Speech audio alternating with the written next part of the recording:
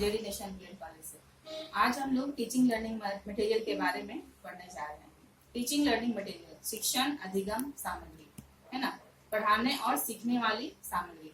वैसी सामग्री, वैसी निर्देशात्मक वस्तुएं या डिवाइस या टूल या फिर इक्विपमेंट जो एक टीचर को अपनी पढ़ाई को, अपनी पाठ्य वस्तु को इफेक्टिव बनाने के लिए, यूज करने के लिए प्रेरित करता है। एक शिक्षक इन सभी वस्तुओं का उपयोग करता है ताकि उसका जो शिक्षण है वो काफी इफेक्टिव हो।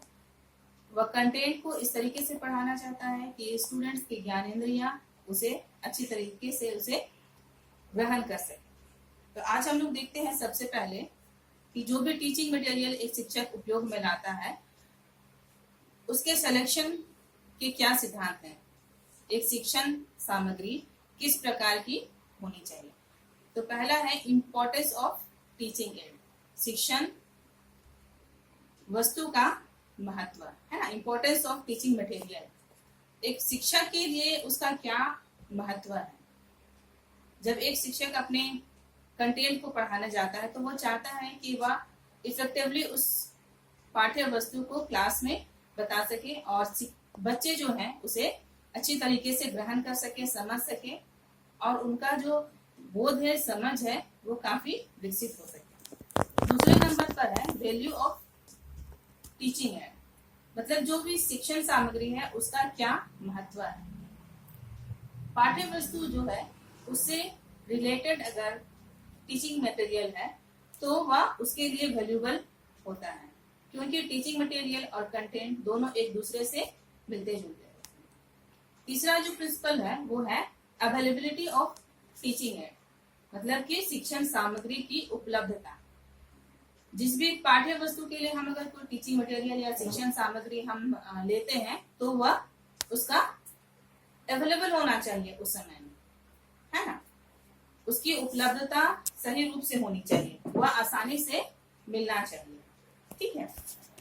उसके बाद फिर हम लोग देखते हैं चौथे नंबर पर social approval of teaching add. एक शिक्षक ने जो भी टीचिंग एड अपने लिए यूज किया होगा अपने पाठ्य वस्तु को, अपने कंटेंट को पढ़ाने के लिए, ताकि उसकी पढ़ाई जो है वो इफेक्टिवली हो, प्रभावपूर्ण हो और साथ ही साथ वैसा टीचिंग मटेरियल हो जो सोशल अप्रूवल है ना, सोशल अप्रूवल सोसाइटी की तरफ से, सामाजिक रूप से उसको अप्रूवल हो, ठीक है। नेक्स्ट है location and environment of school, ठीक है। एक स्कूल का वातावरण और उसका जो क्षेत्र है इस पर भी टीचिंग मटेरियल डिपेंड करता है। आज के डेट में हम लोग देखते हैं कि जो रूरल एरियाज के स्कूल्स हैं वहाँ पे भी कंप्यूटर एजुकेशन की फैसिलिटी दी गई है, लेकिन हम देखते हैं कि अक्सर रूरल एरियाज में इलेक्ट्रिसिटी की प्रॉब्लम होती है, ट्रांसपोर्टेशन की प्रॉब्लम होती है, या वहाँ पे जो शिक्षक होते हैं वो टेक्नोलॉजी ट्रेंड नहीं होते हैं, टेक्नोलॉजी इलिटरेट होते हैं, जिसकी वजह से उनको ऑपरेट करना मुश्किल होता है। या लोकेशन ऐसी जगह में होती है, स्कूल्स की लोकेशन ऐसी जगह में होती है जहाँ पर बिजली अब तक नहीं पहुँची है, तो वैसे जगहों में वैसे तरह के टीचिंग मटेरियल का कोई यूज नहीं हो सकता। अगले नंबर पे हम देखेंगे mental and age level of students, है ना। हम लोग देखते हैं कि हम लोग सभी के बीच में इंडिविजुअल डिफरेंसेस पाए जाते हैं। हम लोग सभी को एक दूसरे से व्यक्तिगत रूप से अलग है, सभी का मेंटल लेवल जो है वो अलग अलग है, सभी का एज अलग है। एज के अनुसार टीचिंग मटेरियल का चयन करना चाहिए। अगर लोअर क्लास में बच्चे पढ़ रहे हैं तो उनके लिए टीचिंग मटेरियल सिंपल, स्पष्ट और अट्रैक्टिव होना चाहिए। अगर वही बच्चे हायर क्लास में पढ़ रहे हैं या सेकेंडरी या सीनियर सेकेंडरी में पढ़ रहे हैं तो उनके लिए जो है टीचिंग मटेरियल का लेवल वो थोड़ा हाई क्लास का हो सकता है।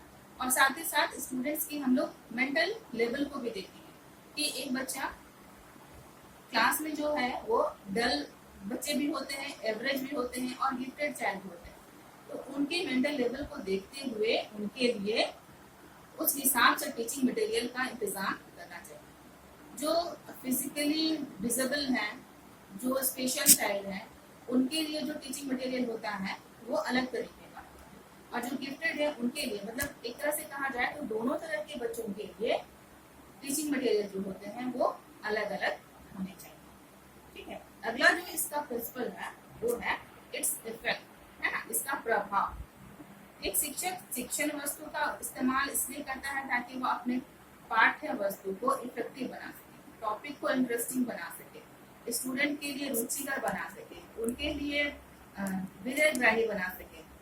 तो इसका प्रभाव क्या होता है उस चीज को भी उस बात को भी देखना चाहिए। जब एक शिक्षक टीचिंग मटेरियल का सिलेक्शन करता है तो वह यह सोचना चाहिए कि अगर हम इस टीचिंग मटेरियल का सिलेक्शन करते हैं तो इसका प्रभाव या इस टीचिंग मटेरियल से हमारे बच्चे क्या सीखेंगे, इस यह हमारे लिए इसको सिलेक्ट करना सही होगा या फिर नहीं होगा। अगला जो पॉइंट है वो है अवेलेबल टाइम, है ना। एक शिक्षण वस्तु का इंतजाम करने के लिए टाइम की अवेलेबिलिटी होनी चाहिए, वह सही सुचारू रूप से उपलब्ध होना चाहिए। ऐसा नहीं हो कि हम कोई पाठ पढ़ाने के लिए ऐसा टीचिंग मटेरियल चूज कर रहे हो जो उपलब्ध ही नहीं और हम उस टीचिंग मटेरियल को ढूंढ रहे हैं। तो एक शिक्षक को यह भी ध्यान रखना चाहिए कि जो भी वो टीचिंग मटेरियल यूज करे वो पर्याप्त रूप से उपलब्ध होना चाहिए। ठीक है, अब हम लोग आगे देखेंगे कि जो टीचिंग मटेरियल है वो क्यों उसको यूजफुल माना जाता है ना। तो फर्स्ट नंबर पे है टू ऑब्टेन इंफॉर्मेटिव नॉलेज। ठीक है, एक सही नॉलेज या सही ज्ञान प्राप्त करने के लिए जरूरी है। हम लोग देखते हैं कि टीचिंग मटेरियल उससे रिलेटेड होते हैं जो उसकी पाठ्य वस्तु से संबंधित जो बातों को हम बतलाना चाहते हैं या ज्ञान देना चाहते हैं, सूचित करना चाहते हैं कि उस टीचिंग मटेरियल के माध्यम से बच्चे का जो सोच है या जो हम कॉन्सेप्ट जो है वो क्लियर हो जाए।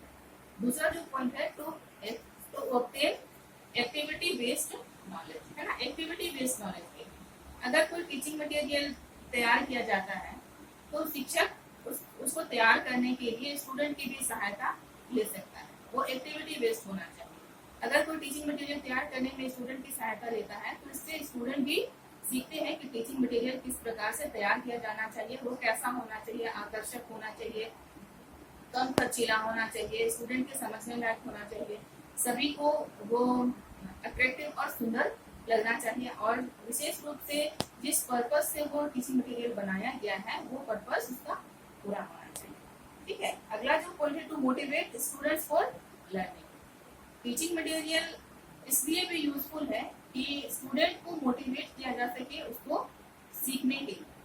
ठीक है, जब वो क्लास में होते हैं तब तो टीचर उस टीएलएम को यूज करता है तो उससे वो सीखता ही है, लेकिन उसके आगे देखते हैं कि बच्चे कभी कभी अपने घरों में भी उसको ट्राई करते हैं कि आज शिक्षक ने ये टीएलएम बनाया था, इस तरीके का बनाया था, तो क्या हम भी वैसा कोशिश करें। वो खुद को वो टीचर से मोटिवेट होता है कि क्या हम ऐसा बना सकते हैं, या कभी कभी वो उससे भी अच्छा बनाता है। कुछ प्रोजेक्ट बनाते हैं, कुछ एग्जीबिशन में लगाते हैं या क्राफ्ट बनाते हैं। ठीक है, तो डिफरेंट टाइप के टीचिंग मटेरियल जो बच्चे यूज करते हैं। और टू ऑब्टेन इफेक्टिव नॉलेज, है ना।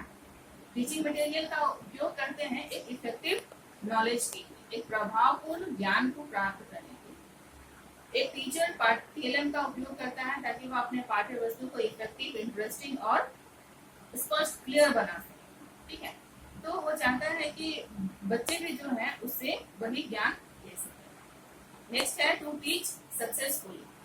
एक शिक्षक जो है वो पाठ्य वस्तु से रिलेटेड टीएलएम का निर्माण करता है, इसलिए ताकि जो उसका कंटेंट है, जो पढ़ाई करा रहा है, जो जिस तरह का कॉन्सेप्ट उसको बच्चे को क्लियर कराना, उस टॉपिक को लेकर के वो उसका क्लियर हो सके और उसको पढ़ाने में आसानी हो। सपोज एक टीचर ताजमहल के बारे में पढ़ाना चाहता है, लेकिन ताजमहल इतने बड़ा ये है, स्मारक है कि उसे क्लासरूम में नहीं लाया जा सकता, तो एक टीचर उससे संबंधित एक मॉडल बना सकता है और क्लासरूम में बच्चों को दिखा सकता है और साथ ही साथ अपनी पढ़ाई को इफेक्टिवली वो पढ़ा सकता है।